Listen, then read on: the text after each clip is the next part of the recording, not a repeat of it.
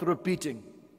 An Arab world that stretches from the Atlantic Ocean to the Persian Gulf. 350 million Arabs speaking one language, worshipping one God, with a common culture and overwhelmingly a common religion, but an absolute adherence to monotheism and the belief in that one God, has the potential to be an international superpower. Imagine all that land from Marrakesh to Bahrain, all that water, all that oil, all that gas, all those people, all speaking that one language. If they were moving in the direction of unity and independence, nobody in the world would be able to ignore the Arabs. Everybody in the world would have to take account of the wishes and the interests of the Arabs, instead of the playground for imperial looting, which the Arab world has been for a century. At least for 100 years, the imperialists have divided in order to rule the Arabs, in order to steal their things.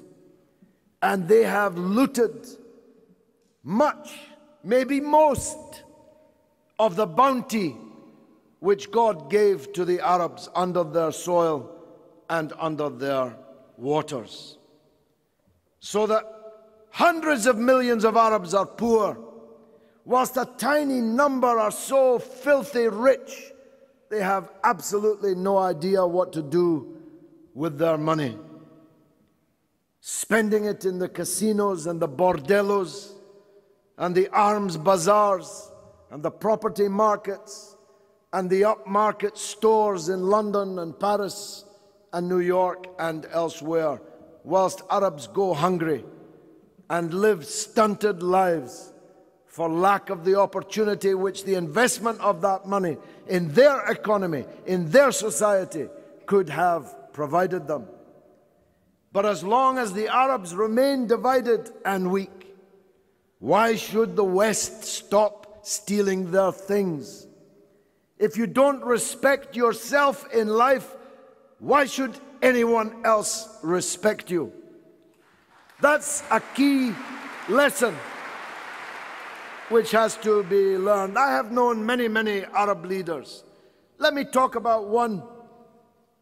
I'm going to talk about many, but let me start with one who was, and I need to make this caveat, who was the best of the kings.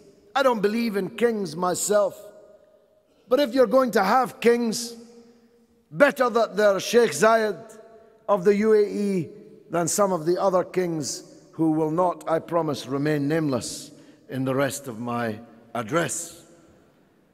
I once sat for 5 hours with Sheikh Zayed, the late Sheikh Zayed. He gave me a watch. I've still got it on. I declared it in the parliamentary register for any journalists present. For 5 hours, he and I agreed on all of these things, about the sanctions that were killing the Iraqi children, one every 6 minutes of every day and every night. We agreed about Palestine. We agreed about Arab unity. We agreed about the need to expel foreign military bases from the Arab lands, and many, many other things. I returned from Abu Dhabi to the British Parliament. I gave a speech to the now deceased Minister for Middle Eastern Affairs, Mr. Fatchett. I told him, look, even your own friends in the Arab world agree with me on A, B, C, D, E, F, G. The minister rose. He said, when did you see Sheikh Zayed? I said, last Tuesday.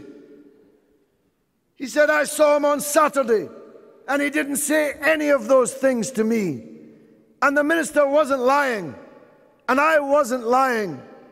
It was Sheikh Zayed who was lying. He was ready to talk to me, but he wasn't ready to speak up in front of the Khawaja, the minister of the British Crown, And he was the best of the kings.